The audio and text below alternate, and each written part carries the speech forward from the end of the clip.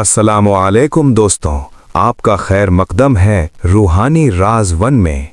पिछले हिस्से में आपने देखा था कि ठाकुर राजवीर सिंह ने अपने बेटे अर्जुन के पलंग के पीछे एक खौफनाक साए को देखा था और पंडित रामानंद ने उन्हें एक गुफा में ले जाकर एक ऐसी हकीकत से रूबरू करवाया जो उनकी सोच से परे थी। आज के एपिसोड में खुलने वाले हैं वो राज जो आपकी नींदें उड़ा देंगे। तो दोस्तों, लाइट्स बंद कर लीजिए, हेडफोन्स लगा लीजिए और तैयार हो जाइए इस डरावनी कहानी के लिए। पिछली कहानी में आपने देखा था कि ठाकुर राजवीर सिंह ने अपने बेटे अर्जुन के पलंग के पीछे एक बड़ी काली साया देखी थी, एक भयानक शैतान की शक्ल। बुजुर्ग पंडित रमानंद के बुलावे पर ठाकुर राजवीर एक पुरानी गुफा में पहुंचे। गुफा बहुत गहरी और अंधेरी थी, सिर्फ मशालों की रोशनी में रास्ता दिखाई दे रहा था। गुफा की दीवारों पर अजीबोगरीब निशान थे, खून से बनाए गए निशान जो अंधेरों में चमक रहे थे।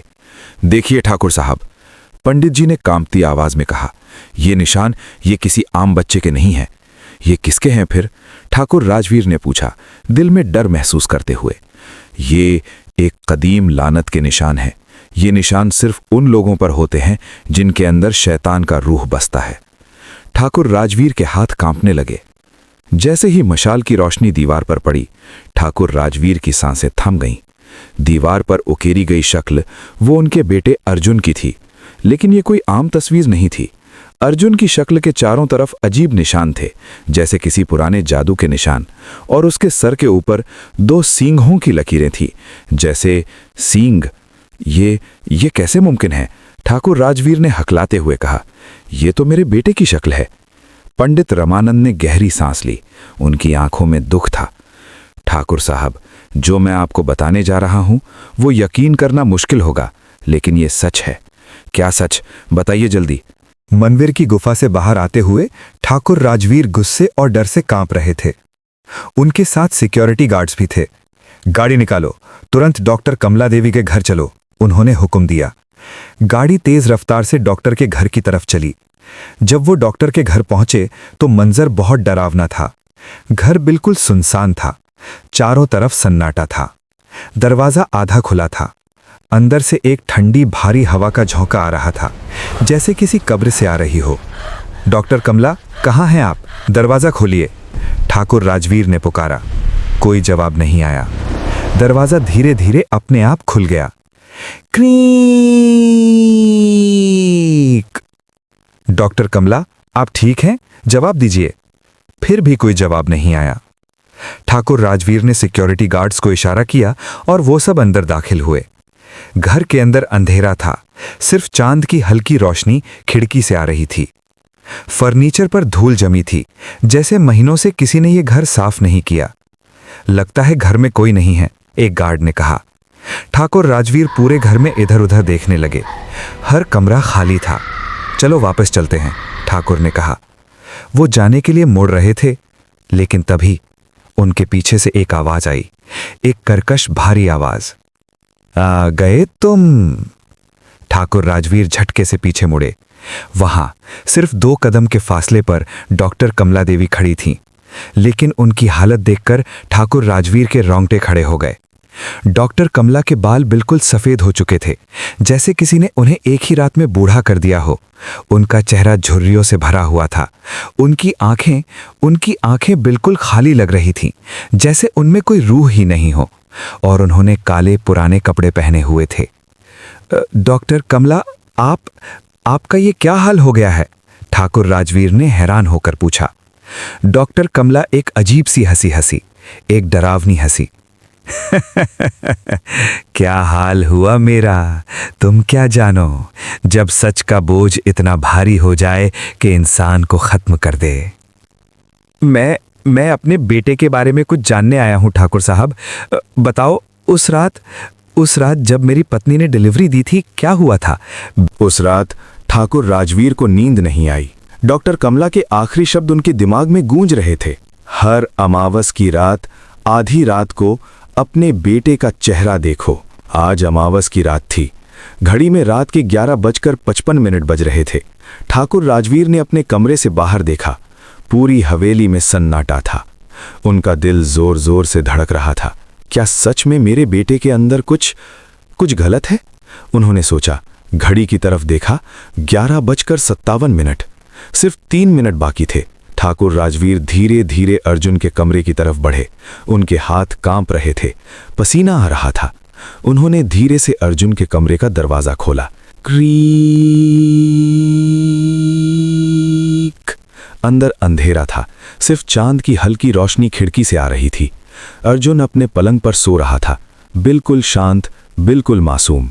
ठाकुर राजवीर ने घड़ी देखी, 11:58। 2 मिनट बाकी। वो धीरे धीरे अर्जुन के पलंग के करीब गए। उनकी सांसें रुक सी गई थीं। 11:59। 1 मिनट बाकी। ठाकुर राजवीर ने अर्जुन का चेहरा देखा, बिल्कुल नॉर्मल लग रहा था, कुछ भी अजीब नहीं। शायद सब झूठ है, उन्होंने सोचा। शायद मेरा बेटा ठीक है। लेकिन तभी घड़ी ने 12 बजा दिया। Dong Dong Dong. और जैसे ही आधी रात हुई, अर्जुन का चेहरा बदलने लगा। ठाकुर राजवीर ने कांपते हाथों से अर्जुन के चेहरे से चादर हटाई, और जो उन्होंने देखा वो इतना डरावना था कि उनकी चीख गले में ही रह गई। अर्जुन का चेहरा अब इंसान का नहीं रहा था। उसके पूरे चेहरे पर घने काले बाल उगाए थे, जैसे किसी जानवर के। उसकी आंखें अब लाल अंगारों की तरह चमक रही थीं। उसके दांत लंबे और नुकीले हो गए थे, जैसे किसी भेड़िए के दांत। उसकी नाक लंबी हो गई थी, जैसे एक जानवर की थुत्थी। ये कोई इंसान नहीं था, ये एक वेयरवुल्फ था। अचानक अर्जुन, नहीं, वो जानवर ने अपनी लाल चमकती आंखें खोली और सीधा ठाकुर राजवीर की तरफ देखा। कौन हो तुम? वो जानवर गुर्राया। उसकी आवाज अब इंसानी नहीं थी। ठाकुर राजवीर पीछे हटने लगे। मैं तुम्हारा बाप हूं। बाप? वो जानवर हंसने लगा, एक डरावनी हंसी। तुम मेरे बाप नहीं हो, मैं अपने बाप का बेटा हूं। नहीं बेटा, मैं। लेकिन बात खत्म होने से पहले वो जानवर ने पलंग से एक झटके में। अगले दिन ठाकुर राजवीर सिंह का अंतिम संस्कार पूरे रस्मो रिवाज के साथ किया गया। पूरा गांव आया, पॉलिटिकल पार्टी के लोग आए, सब ने रोया। मृदुला ने अपने बेटे अर्जुन के बारे में एक बड़ा फैसला किया। मुझे अर्जुन को यहां से दूर ले जाना होगा, वरना पता नहीं क्या होगा।